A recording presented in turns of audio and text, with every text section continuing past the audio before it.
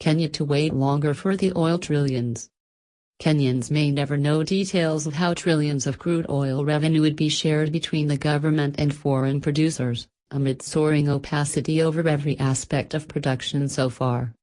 This is despite a vow by President Uhuru Kenyatta to promote transparency at an international forum 3 years ago, and passage of a law enabling public access to information.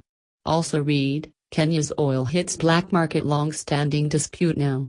The proceeds from the sale of the oil is at the center of a long-standing dispute in the oil-rich Turkana County, even threatening production and evacuation before exportation for refining.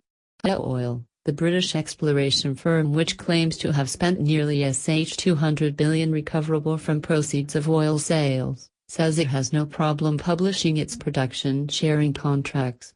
The government, however, insists on maintaining secrecy, and has made no effort yet to audit the reported expenses incurred by Dow. Petroleum PS Andrew Kamau said confidentiality about the contracts will be upheld because the country does not have a uniform agreement for the various exploration companies. If we do that right now when we're just starting, other companies will want to be giving the same agreement as Dow, said Mr. Kamau.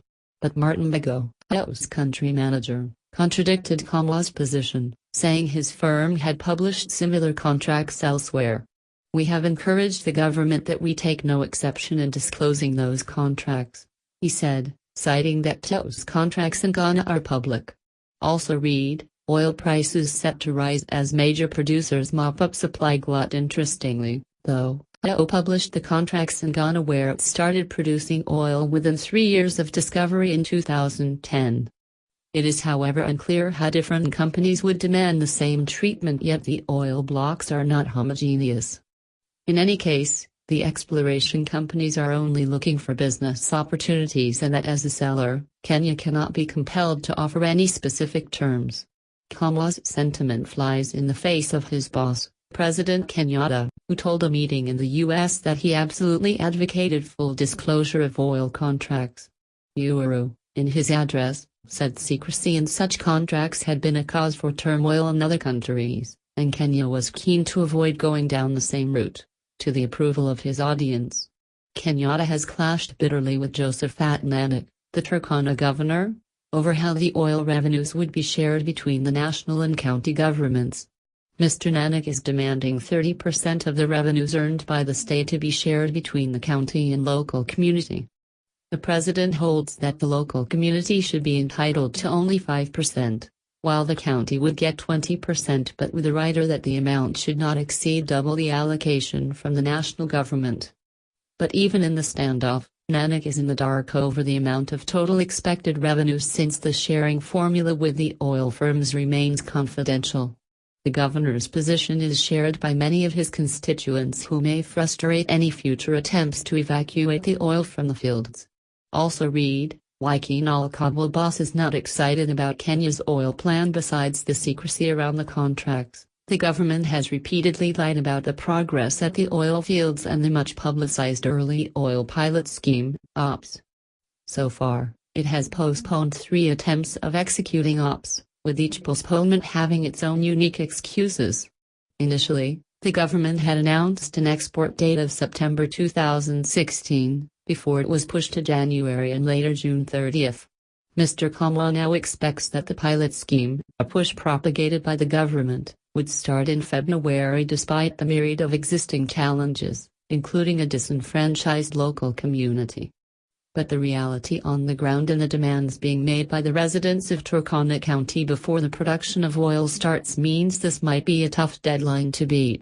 Key among the demands Sunday Standard has established is tarmacking of the 512 km Kaital South Sudan Road. No oil will leave these fields unless this road is done, that is a fact and they know it, John Baraka, a local activist in Lokichar says. It will be a disaster if they try to force their way because this community feels it has been neglected for so long that they have nothing more to lose, he says. Because of the long distance and the government's eagerness to start exporting crude, 7 contractors were awarded deals to construct the road last year. Construction works were launched by Deputy President William Ruto in November. However, 10 months on, evidence of the difficulty of constructing a road in a heavily armed area are already showing. Also read, why Kenal Kabul boss is not excited about Kenya's oil plant construction is slow due to the distances involved when ferrying materials and disruptions by armed gangs who attack the sites and steal from the workers. The worst affected areas are Marak Pass and the Kainuk region where Turkana County borders West Pokot. Kenya has also been flip-flopping on when an audit of the expenses booked by TAO would begin, considering that the costs are fully recoverable. Long due audit. Mr. Mbago said the audit requirement as per the contract is every 2 years. But since TAO's arrival in 2010, the government has been unable to find and contract a suitable auditor after 3 failed attempts, including one which was called out by the World Bank after the quoted prices was too high. TAO Kenya BV, which is so far the only company that has discovered significant amounts of crude, is registered in British Virgin Islands, Guernsey, Isle of Man, Jersey. The company claims it has so far spent $200 billion to drill 40 wells in the Lokitu region. The costs must be recouped from the crude oil sales once production starts. Matters of audit are standard practice. There is nothing unusual. They, government, are actually late in doing so. We have kept our books open including now. In reality, they have written letters to say that they will come and audit, said Mr. Mbago. Also read, government, total fight over crude pipeline could disrupt Turkana oil project. He is lost on why the state would be unwilling or unable to do the audit. His firm is now caught up between politics between the national government and the Turkana County government. For the residents of Turkana, however, especially those living at the Kainuk region which has been marred by endless conflict between the Turkana and the Pokot, TAO is a new enemy. We are now caught up between 2 enemies. The Pokot want our cows and the oil company wants our oil for free, one woman who lives at the dangerous border says. Among the reasons the community is aggrieved is the land compensation process. They say the $7 million TAO pays for each piece of land where it is drilling for oil is too little and they want more. TAO, however, says the money it pays is not compensation and is only an access fee since it has not started production of the oil. Instead, it blames local politics for the standoff, saying it is slowing down the exploration process. The language of compensation does not arise until you get into full field development where you will say I need some land for 30 years. Then you can talk compensation because there will be loss of value of the land, says Mbago. A recent study by Oxfam, a British NGO, reported that 85% of the companies prospecting for oil in Kenya, including TAO, are registered in tax havens, meaning once production starts it will be difficult for the Kenyan government to monitor how much these multinationals will be raking in. More prospects. Kenya has 4 potential oil-producing basins divided into 46 blocks. Licenses to explore in these areas are issued by the Ministry of Energy. The rights can either be granted to a single company or to a consortium which in petroleum parlance is known as a joint venture.